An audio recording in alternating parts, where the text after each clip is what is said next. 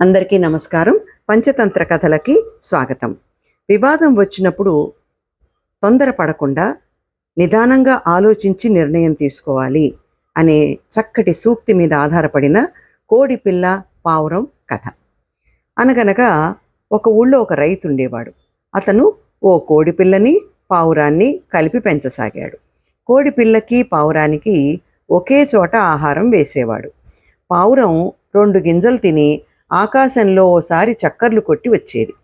కోడిపిల్ల మాత్రం వంచిన తల ఎత్తకుండా ఆహారాన్ని తినేది.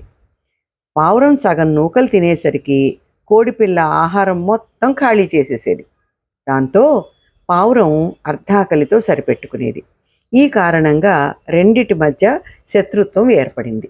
ఒకనాడు రైతు రెండింటికి కలిపి ఆహారం వేసి కోడిపిల్లను వదిలి ఇంటికి ఎవరో చుట్టాలు రావటంతో వాళ్లతో మాటల్లో పడిపోయి పావురాన్ని వదలటం మర్చిపోయాడు. కొంతసేపటి తర్వాత ఆ విషయం గుర్తొచ్చి బయటికొచ్చి పావురాన్ని వదిలిపెట్టాడు రైతు. పావురం గూటిలోంచి బయటికి వచ్చేసరికి కోడిపిల్ల ఆహారం మొత్తం ఖాళీ చేసి భారమైన పొట్టతో ఆపసోపాలు పడసాగింది. బయటికొచ్చిన పావురం తనకు ఆహారం లేకపోవటంతో కోడిపిల్ల వంక చూస్తూ, నాకు ఆహారం ఏది అని అడిగింది. నాకేం తెలుసు అంది కోడిపిల్ల ఎగతాళిగా నవ్వుతూ. పాపిష్టిదానా, రోజు నా ఆహారం సగం తినేదానివి, ఇవాళ పూర్తిగా తినేశావా అంది పావురం కోపంగా. ఎవరికి దక్కేది వాళ్ళకి దక్కుతుంది అందా కోడి నవ్వుతూ. రైతు ఆహారం ఇద్దరి కోసం వేశాడు, నీ ఒక్కదాని కోసమే కాదు అంటూ పోట్లాటకు దిగింది పావురం. ఎవరు ముందొస్తే వాళ్ళదే ఆహారం, ఇదే న్యాయం అంది కోడిపిల్ల. అది అన్యాయం అంది పావురం. కోడికి పావురానికి మధ్య అదే విషయం మీద వాదోపవాదాలు జరిగాయి. చివరికి కోడి, ఈ విషయంలో న్యాయం ఎవరిదో స్ఫురద్రూపి అనే ఓ పిల్లి ఉంది, దానిని అడుగుదాం అంది. అందుకు పావురం కూడా ఒప్పుకుంది. రెండూ కలిసి పిల్లి దగ్గరికి వెళ్ళాయి తీర్పు కోసం. ఆ పిల్లి పావురము కోడిపిల్ల ఇద్దరు చెప్పింది శాంతంగా విని ఇలా అంది.